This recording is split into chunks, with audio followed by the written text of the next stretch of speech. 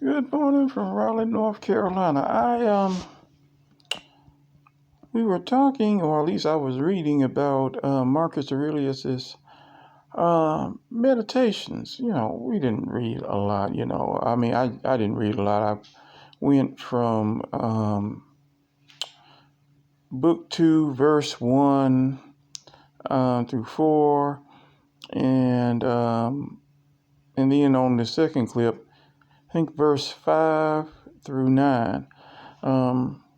Talked a little bit about the history. Now, for full disclosure,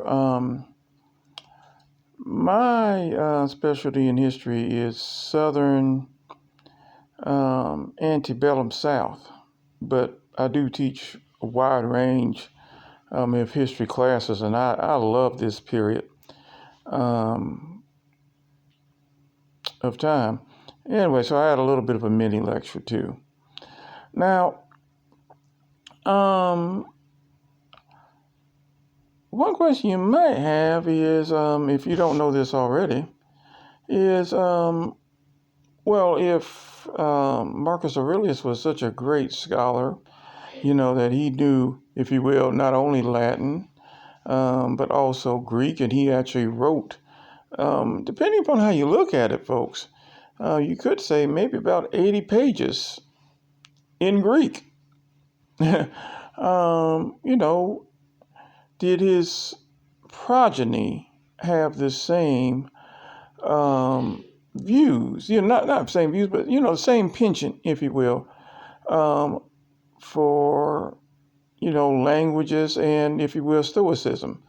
Now, as far as I could best tell, his son Commodus doesn't really share a lot of Marcus Aurelius's, if you will, qualities.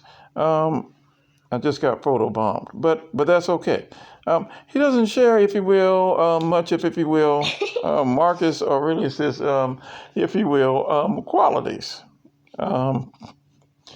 So, yes, it seems like I'm going to have some challenges during this one. So, Commodus, if you will, was a bit, if you will, okay, well, first of all, they tried to tutor him, and it didn't seem to work out too well. It didn't seem like he had the same, ability to learn like his father, and he certainly doesn't seem to be a stoic. I don't know. I don't even know if it's a good, if you will, call him, if you will, an Epicurean. I have no idea. Hedonist for sure. And had done several terrible things, had, mistresses. I guess a lot of them had mistresses. But as far as, if you will, following in the father's footsteps, not so much. Now, I will say that his son, if you will, did share for a while, rule with him for, his latter years. So he actually co-reigned with, Commodus co-reigned with his father, Marcus, if you will, Aurelius. So that's true. But as far as I could tell, he was a terrible emperor. Got into fights with the Senate all the time.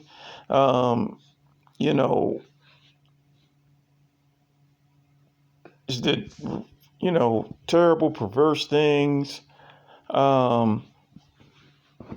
They actually tried to poison him. Yes. His mistress, one of his mistresses, tried to poison him. And, and they kept, doing all of these things. And then eventually they were like, you know what, forget this. Let's just get a wrestler. Not get a wrestler, but he has a wrestler as a partner. He wrestles, with him. So why don't we get this wrestler, if you will, to strangle him? And regrettably, that's how he died, strangled to death.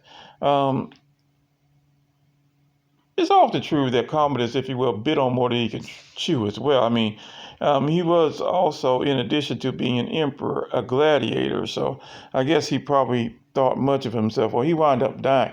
Now, I will also say that this brings up a great deal of instability as well.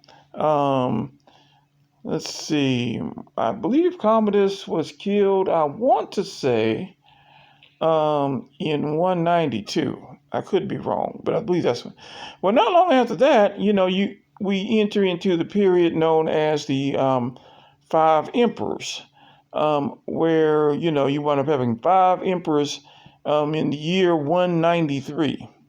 Five, five emperors in the year 193. Now, also. You probably wonder, well, man, that's a lot. And that is a lot. I'm not sure exactly what the record is, but I will tell you in the year 69, there was a period,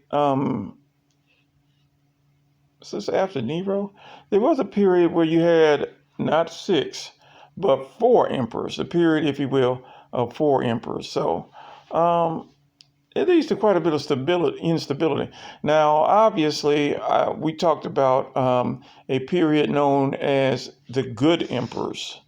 And certainly that ends with Marcus Aurelius. It clearly ends with Marcus Aurelius because, once again, his son did not pan out too well. It was amazing that he ruled for as long as he did. People hated that man. Anyway, that's all I wanted to clear up. Take care, y'all, and bye-bye. Yes, she says goodbye too.